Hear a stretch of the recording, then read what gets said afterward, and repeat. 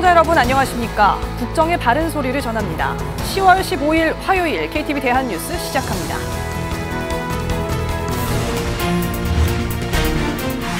북한이 경의선과 동해선 남북 연결도로 일부 구간에 폭파했습니다. 우리 군은 군사 분계선 이남에 대응 사격을 실시하고 감시 경계태세를 강화했습니다. 정부가 북한의 남북 연결도로 폭파에 매우 비정상적 조치라며 강력히 규탄했습니다. 남북 관계의 상징물들을 없애 적대적 두 국가를 고착화하기 위한 것으로 파악됩니다. 오늘 북한의 경의선, 동해선, 북측 구간 남북 연결도로 폭파는 남북 합의의 명백한 위반이며 매우 비정상적 조치로서 우리 정부는 이를 강력히 규탄합니다. 윤석열 대통령이 금융투자 소득세를 폐지해 우리 시장 불안 요인을 제거해야 한다고 강조했습니다. 또 동남아 3개국 순방 성과를 소개하며 후속 조치에 만전을 기해달라고 주문했습니다.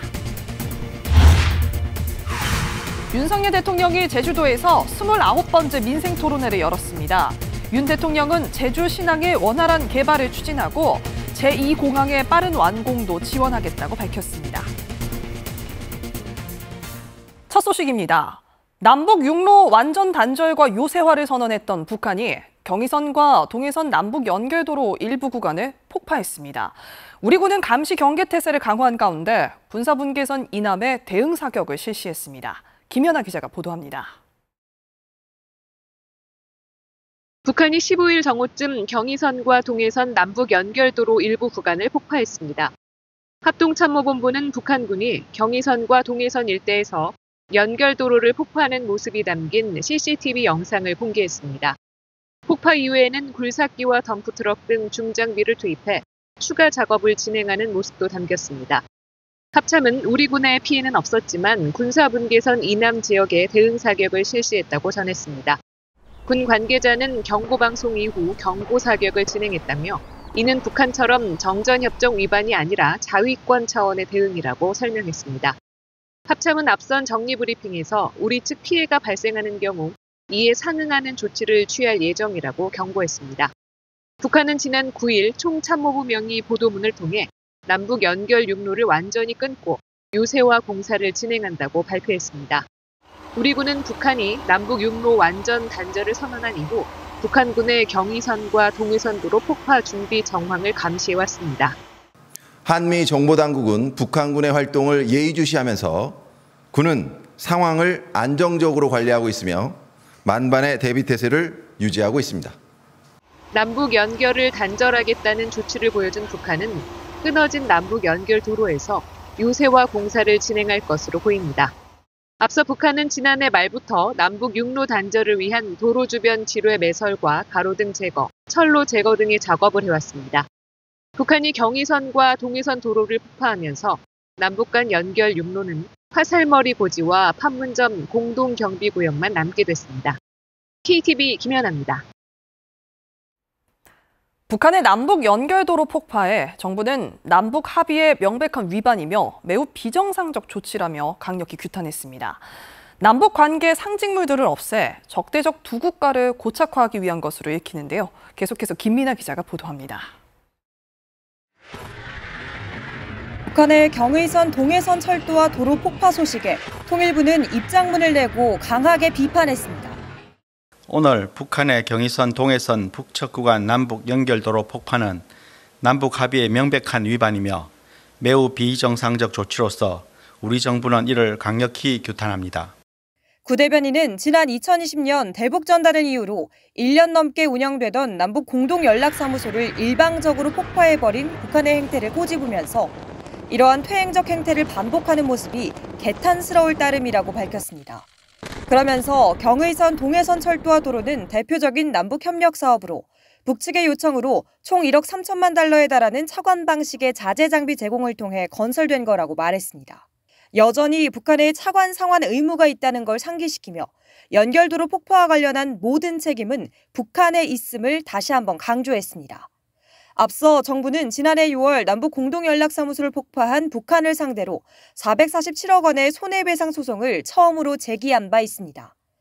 이러한 남북관계 상징물 폭파는 김정은 북한 국무위원장이 연초부터 주창해온 적대적 두 국가론의 후속 조치로 읽힙니다. 적대적 두 국가 관계를 더 고착화시키려고 하는 의도가 상당히 강하게 있는 것 같아요. 일종의 NLL 침범 진행하면서 내부적으로는 두 국가 관계를 북한 정권이 강력하게 추진한다는 걸 과시하기 위해서 도발을 할 가능성이 상당히 높다고.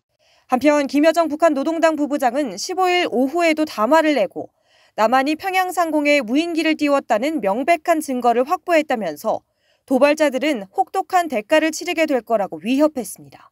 KTV 김민아입니다. 윤석열 대통령이 금융투자소득세를 폐지해 우리 시장 불안 요인을 제거해야 한다며 국회가 금투세 폐지에 힘을 모아달라고 호소했습니다. 또 최근 아세안 정상회의 참석 등 동남아 3개국 순방 성과를 소개하며 이들 성과가 국민에게 실질적인 혜택으로 이어질 수 있도록 후속 조치에 만전을 기해달라고 주문했습니다. 최영은 기자입니다. 국무회의를 주재한 윤석열 대통령이 최근 우리나라 세계 국채지수 편입에 대해 언급했습니다. 세계 국채지수 편입으로 약 75조 원의 글로벌 투자 자금이 유입될 거라며 그간 우리 정부의 정책이 올바른 방향이었다는 뜻이라고 설명했습니다. 윤 대통령은 그러면서 금융투자소득세 폐지의 필요성을 강조했습니다. 금융투자소득세 폐지를 통해 시장 불안 요인을 제거하고 우리 자본시장을 발전시키는 데 여야가 함께 힘을 모아주길 기대합니다. 윤 대통령은 내년 3월 말 시행되는 자본시장법과 관련해 불법 공매도 등에 대한 처벌이 대폭 강화될 거라고 말했습니다. 또 자본시장 활성화를 위한 기업 밸류업 정책에 박차를 가하겠다며 배당을 늘리고 자사주를 소각하는 주주 친화 기업 등의 다양한 인센티브를 제공하겠다고 밝혔습니다. 윤 대통령은 이 같은 조치가 우리 자본시장의 위상을 높이고 더 많은 투자를 이끌 거라고 덧붙였습니다. 최근 아세안 정상회의 참석 등 동남아 3개국 순방 성과도 일일이 소개했습니다. 아세안 무대에서 우리 외교 네트워크를 공고히 했다고 평가하며 특히 우방국들과 인프라, 공급망 등과 같은 핵심 분야에서 전략적 공조를 강화했다고 밝혔습니다. 그러면서 원전과 방산, 인프라 건설 분야 등 우리 기업의 진출 확장과 같은 다양한 분야의 협력이 기대된다고 말했습니다. 한국과 아세안은 최상의 협력 관계에 진입했으며 평화, 번영, 상생의 미래 동반자로서 안보, 경제, 사회, 문화 전반에 걸친 협력에 더욱 박차를 가할 것입니다. 윤 대통령은 이번 순방 성과가 국민에게 실질적인 혜택으로 이어질 수 있도록 후속 조치에 만전을 기해달라고 주문했습니다. 윤 대통령은 아울러 이번 순방 기간 8.15 통일 독트린이 가지는 국제연대의 의미를 각국에 설명했다며 국제사회 연대에 대한 지지를 강조했다고 밝혔습니다. KTV 최영은입니다. 어느덧 대학 수학 능력 시험이 한 달 앞으로 다가왔습니다. 이번 국무회의에서 원활한 수능 진행을 위한 대책이 보고된 가운데 윤석열 대통령은 최근 대학 수시 모집 과정에서 일부 대학의 시험 관리 부실과 관련해 엄정 대응할 것을 지시하기도 했는데요. 취재기자와 연결해 자세한 소식 알아보겠습니다. 네, 윤현석 기자.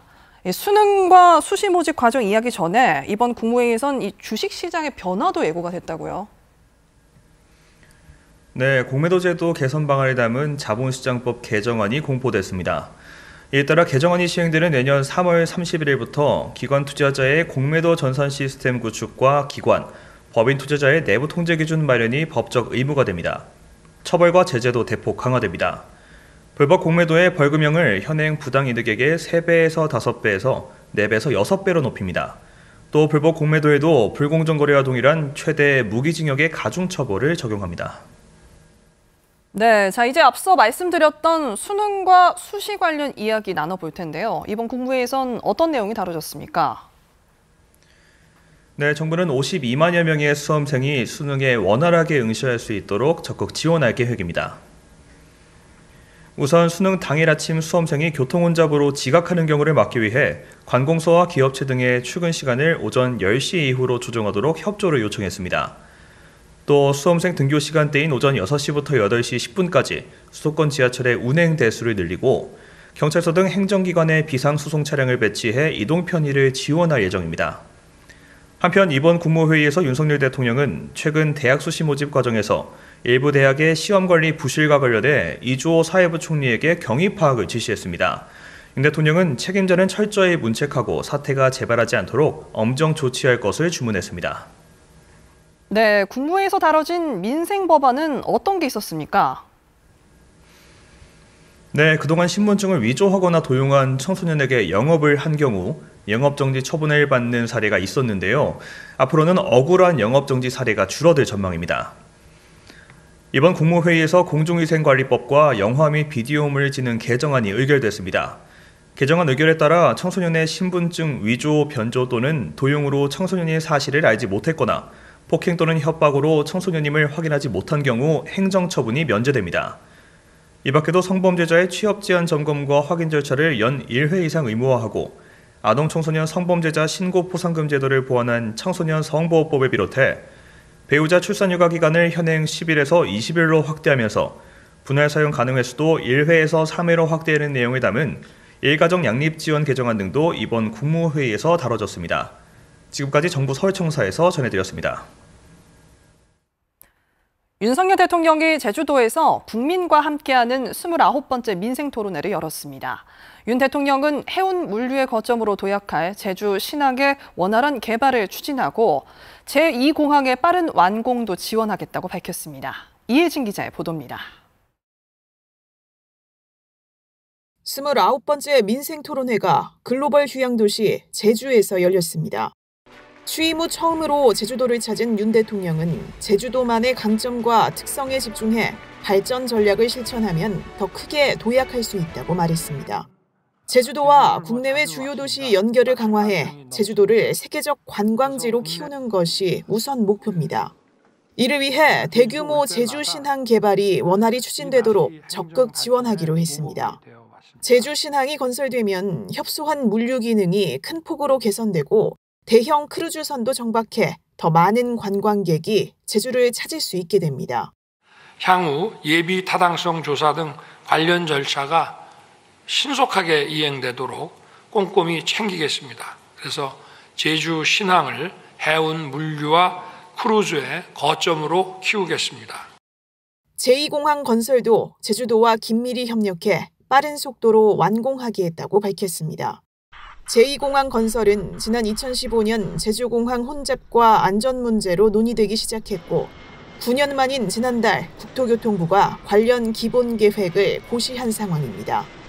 윤 대통령은 제주도에서 실시하는 환경영향 평가를 비롯해 후속 절차가 기다리고 있다며 제2공항 건설 사업이 원활히 추진되도록 제주도와 적극 소통하면서 지원에 박차를 가하겠다고 말했습니다.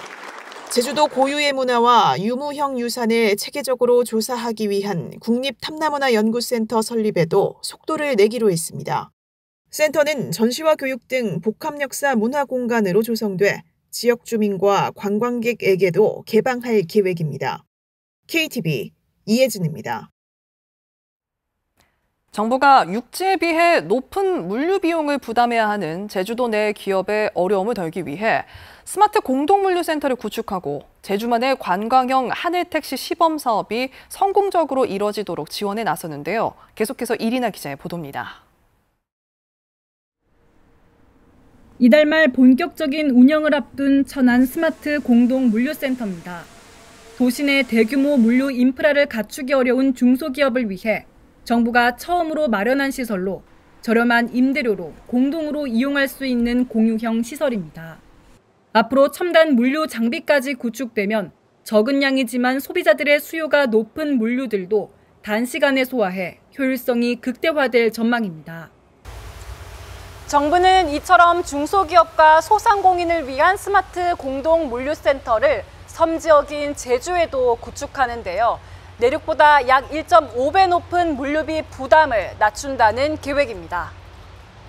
제주 스마트 공동물류센터는 2026년 준공을 목표로 제주항 인근에 들어설 예정인데 고효율 냉동기는 물론 상품의 준비부터 포장, 배송까지 물류의 전 과정을 담당하는 서비스도 구축합니다. 2026년까지 258억을 투입해서 아라 이동 일원의 스마트 공동 물류센터를 만들어서 중소물류 기업이 저렴한 비용으로 육지에 물류 운송을 할 수 있도록 지원하겠습니다. 여기에 더해 국내 최초의 관광형 하늘택시 상용화에도 속도를 냅니다. 현재 제주도가 추진 중인 관광형 UAM의 실증을 위한 제도적인 기반 마련에 나선 겁니다. 이를 통해 제주공항과 성산항, 중문 관광단지 등 주요 거점을 시작으로 관광객이 많이 찾는 명소를 잇는 제주 관광형 UAM 노선이 구축될 것으로 보입니다. 현재 추진하고 있는 민간 합동 실증 사업을 통하여 안전 기준을 마련하고 2025년 UAM 시범 운영 구역 지정을 적극 검토하여 지역 관광 활성화와 UAM 상용화를 지원할 예정입니다.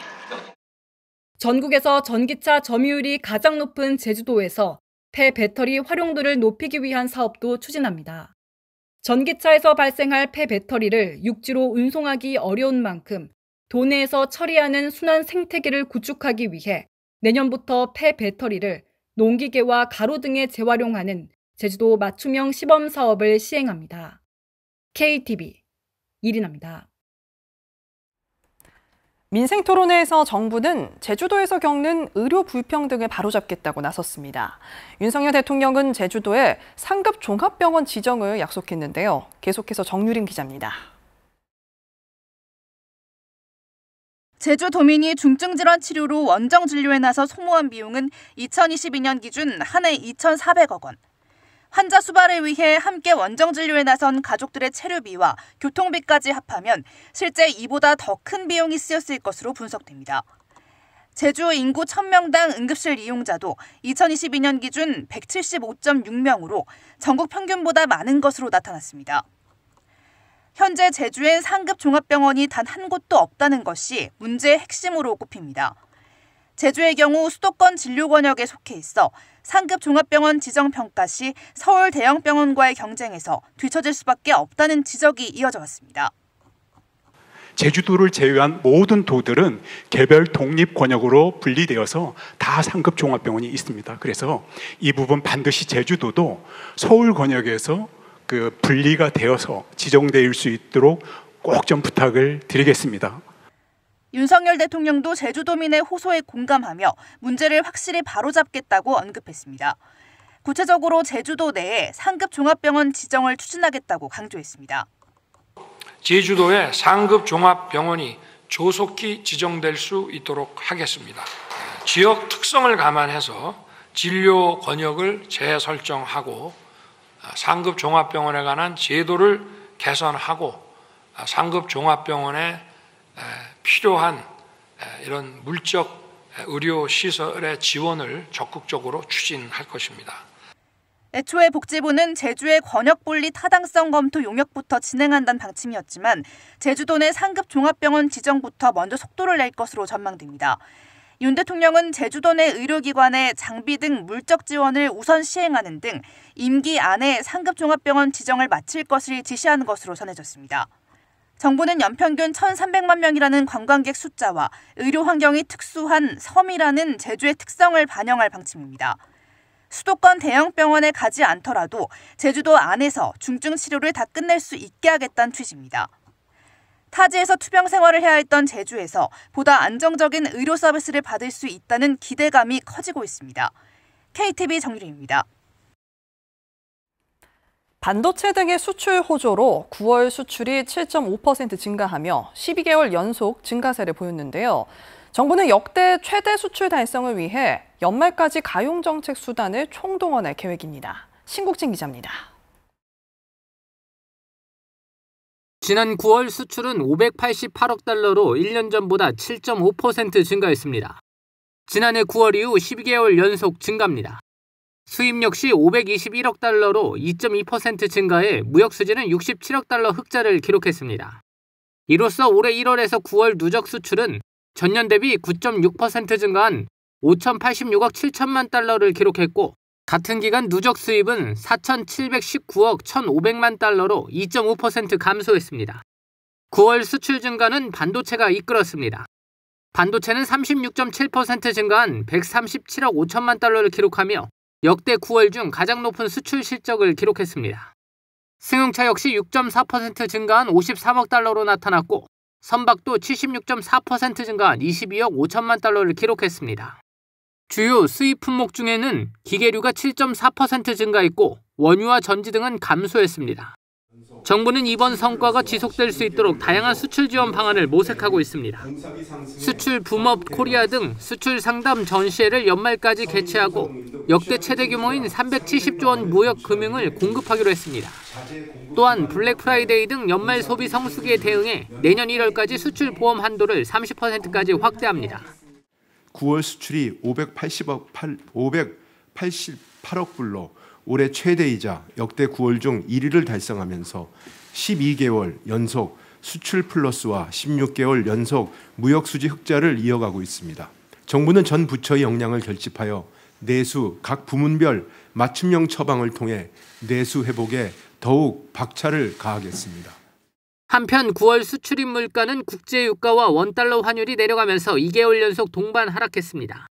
지난달 수출 물가는 127.09로 8월 대비 2.3% 내렸고 원달러 평균 환율은 1334원 82전으로 8월 1354원 15전보다 1.4%가 내렸습니다.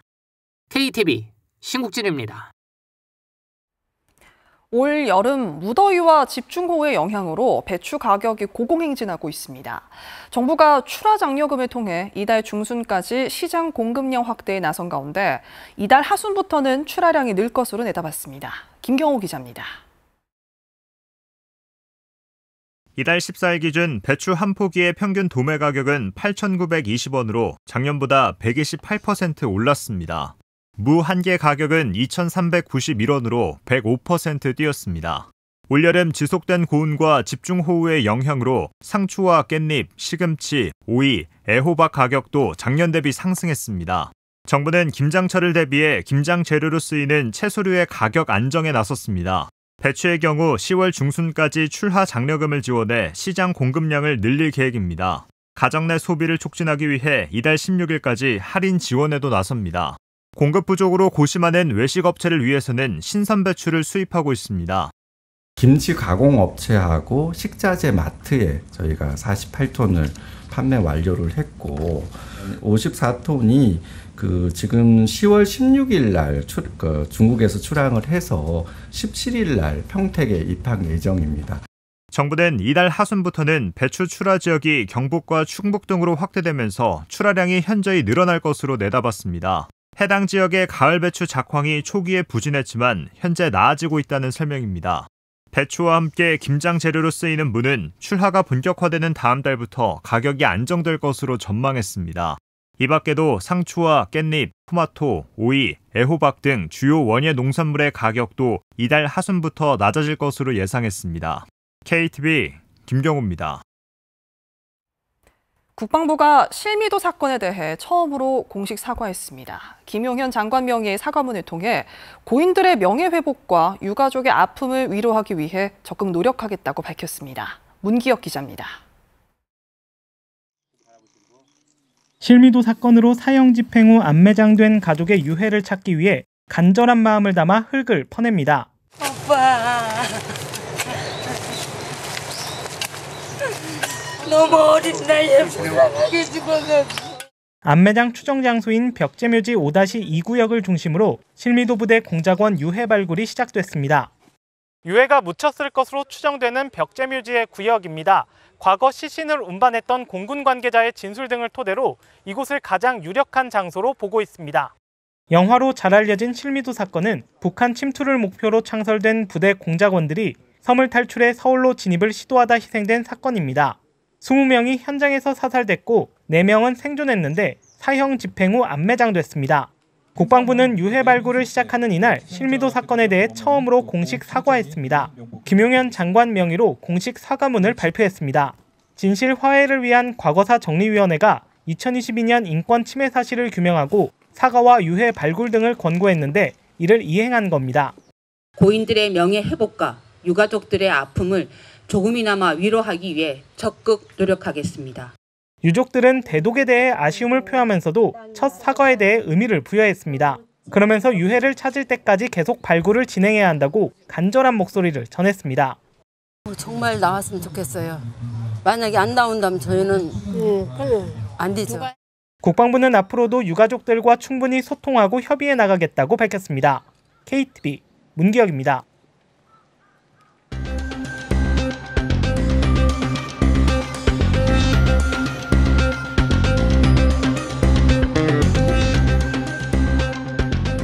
발로 뛰며 취재하는 현장 고발입니다.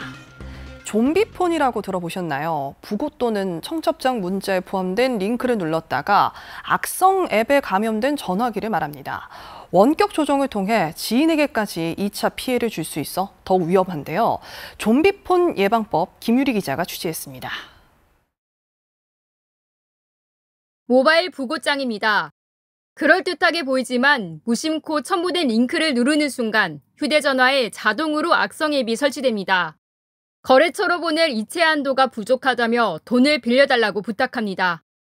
그러나 입금하고 나자 연락이 되지 않습니다. 범인들이 스미싱 피해자 메신저 계정을 원격 조종해 지인을 사칭한 겁니다. 이처럼 최근 문자를 미끼로 한 스미싱 범죄가 횡행합니다.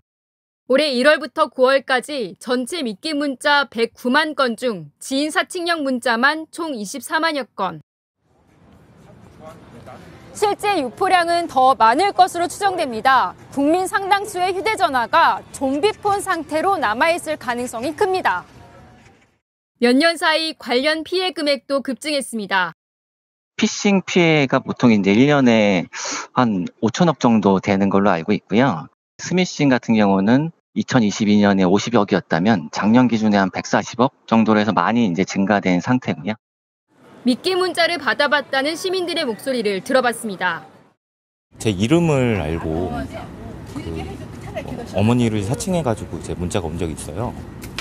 그래서 순간 이제 당황했다가 이제 마침 바로 옆에 이제 계셔가지고 이게 스팸 문자구나 이제 그걸 알게 됐는데 그래서 링크를 자칫하면은 약간 누를 수도 있겠다라는 위기의식을 좀 느꼈습니다.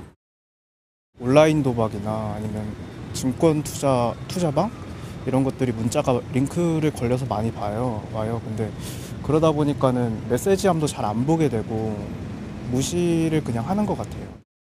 특히 최근 수법은 피해자가 연쇄적으로 발생할 수 있어 더욱 위험합니다. 우선 1차 피해자는 모르는 번호로 발송된 부고장이나 교통범칙금 등을 가장한 문자를 받습니다. 이렇게 가짜 부고장에 있는 열기 버튼을 누르면 악성 앱이 설치되면서 좀비폰이 되는 겁니다. 좀비폰이 되면 휴대전화 내 연락처와 사진첩 등 모든 개인 금융정보가 탈취됩니다. 여기서 그치지 않고 범인들은 좀비폰을 원격 조종해 연락처에 있는 지인들에게 미끼 문자를 대량 유포합니다. 최근 확인된 사례에서는 본인 앱이 설치되자마자 아이콘을 삭제를 해버려서 삭제를 못하게 한다든지.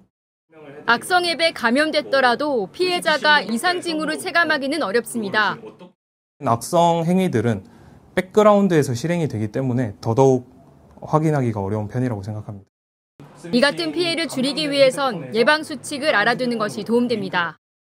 주기적으로 백신 프로그램을 통해서 업데이트를 해주시고 또 휴대전화에는 민감한 개인정보나 금융정보는 가급적 저장을 하지 않는 것이 좋습니다. 점차 치밀해지고 고도화되는 피싱 범죄. 무엇보다 지인을 통해 추가적인 피해를 불러올 수 있는 만큼 철저한 주의가 요구됩니다. KTV 김유리입니다. 정부는 러시아가 포괄적 전략적 동반자 관계를 위한 러북 조약 비준 절차를 진행시키고 있는 데 대해 우려를 가지고 관련 동향을 예의주시하고 있다고 밝혔습니다. 외교부는 러북 협력이 유엔 안보리 결의와 국제법을 철저히 준수하는 가운데 이뤄져야 하며 우리 안보에 위해가 되지 않아야 할 것이란 점을 지속적으로 밝혀왔다고 강조했습니다. 그러면서 러시아 측이 러북 간 불법적 군사 협력을 중단하고 진정한 한반도 평화 안정을 위해 보다 건설적인 역할을 할 것을 촉구한다고 덧붙였습니다. 윤석열 대통령이 지난달 말 집중호우로 대규모 피해가 발생한 읍면동 14곳을 특별 재난지역으로 선포했습니다. 전남 장흥군 장흥읍, 경남 김해시 칠산 서부동, 창원시 웅동 1동 등입니다. 윤 대통령은 관계부처 장관에게 농작물 피해가 큰 만큼 해당 지역 피해 농민을 조속히 지원하고 도로, 주택 등 시설 복구와 요금 감면 등을 꼼꼼히 챙겨달라고 주문했습니다. 이와 함께 재난안전당국에는 이상기후로 인해 이달에도 호우 발생 가능성이 있다며 끝까지 긴장의 끈을 놓지 말고 추가 피해가 없도록 만전을 기해달라고 당부했습니다. 정부가 수확기 쌀값 안정을 위해 총 20만 톤의 쌀을 시장 격리하기로 했습니다. 농림축산식품부는 양곡수급안정위원회를 열고 이 같은 내용이 담긴 수확기 쌀값 안정 대책을 마련했습니다. 공공비축미 36만 톤을 포함하면 정부는 올해 수확기에 2024년산 쌀 총 56만 톤을 매입하게 됩니다. 이와 함께 벼멸구 확산과 수발화 문제로 피해를 본 농가를 위해 희망 물량을 모두 매입하고 농협과 협력해 산지 유통업체에게 벼 매입 자금 3조 5천억 원을 지원합니다.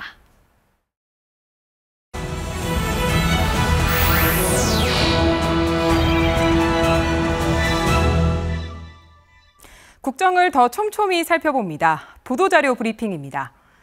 올해 들어 6개월간 하자 판정을 가장 많이 받은 건설사는 현대엔지니어링이었습니다. 공동주택 하자 분쟁을 해결하고 있는 하자심사분쟁조정위가 공동주택 하자 판정 비율 건수를 공개했는데요. 최근 6개월 기준 하자 판정 건수가 많은 상위 건설사는 현대엔지니어링, 제현건설산업 등의 순이었고 최근 5년 누계 기준으로는 GS건설, 계룡건설산업이 1, 2위를 차지했습니다. 주요 하자 유형을 살펴보면 기능 분량이 가장 많았고 들뜸, 탈락, 균열 등이 뒤를 이었습니다. 특히 이번 발표에서는 하자 판정 비율이 높은 20개 건설사 명단이 추가로 공개됐는데 최근 6개월 기준 하자 판정 비율이 높은 상위 건설사는 삼도종합건설, 태국종합건설 등이었습니다. 지난 1월부터 8월까지 하심위에 접수된 하자 분쟁 사건은 3,100여 건으로 2022년 이후부터 신청이 계속 증가하는 추세인 것으로 나타났습니다. 경북의 한 폐광산에서 전기차 등 폐배터리의 핵심 광물을 친환경적인 방법으로 환원할 수 있는 미생물 3종이 발견됐습니다. 국립생물자원관은 지난해 이 미생물 3종을 발견한 뒤 최근 금속자원 추출, 분리 가능성을 확인했다고 밝혔는데요. 전북대 군산대 연구진과 함께 리튬이온 배터리 양극의 재료 물질을 미생물이 활성화된 용액에서 침출했더니 핵심 광물인 리튬, 니켈, 망간, 코발트가 95% 이상 분리됐다는 설명입니다. 이번 연구에 사용된 미생물 3종은 에시디사이오바실러스 속에 속하는 2종과 페로엑시디바실러스 속에 속하는 1종입니다. 국립생물자원관은 이번 연구 결과를 친환경적인 바이오 침출 관련 특허로 출연하고 실증화를 위한 후속 연구를 수행할 계획입니다. 지난 9월 동행축제를 통한 온오프라인 직접 매출이 7천억 원을 훌쩍 넘었습니다. 온라인 기획전, TV 홈쇼핑 등 온라인 채널을 통한 매출이 6천억 원, 지역 행사 판촉 등 오프라인 매출이 1,100억 원을 기록했는데요. 온누리 상품권이 1조 3천억 원 판매되는 데에도 간접적으로 도움을 줬습니다. 이번 9월 동행축제는 개막 행사를 최초로 베트남에서 열고 소상공인의 해외 판로 개척을 지원하는 등 글로벌 축제로 발돋움했는데요. 카드사와의 협업도 확대돼 소비자들이 다양한 할인 이벤트를 즐길 수 있었습니다. 중기부는 앞으로도 동행축제를 통해 내수 활성화뿐 아니라 중소기업, 소상공인이 해외로 진출할 수 있는 기반을 만들겠다고 밝혔습니다. 중소벤처기업부와 교육부가 지역인재 양성부터 기업 육성까지 종합적으로 지원하기 위해 손을 맞잡았습니다. 두 부처는 지역 중소기업 지원 정책과 지역 혁신 중심 대학 지원 체계 라이즈를 연계해 지방 소멸에 대응하기로 했는데요. 특히 지역 혁신 선도 기업 R&D를 추진해 기술 개발 분야에서 지자체, 중소기업, 대학 간의 협력 체계를 구축하기로 했습니다. 또 라이즈 중심의 협력 과제로 지역 중소기업의 외국인 유학생 채용 활성화를 추진합니다.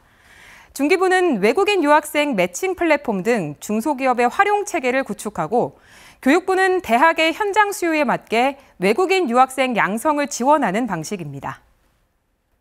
두 부처는 창업 중심 대학과 라이즈 연계 모델을 발굴해서 대학 내 창업 교육과 사업화 지원을 체계적으로 제공할 계획입니다. 지금까지 보도자료 브리핑이었습니다.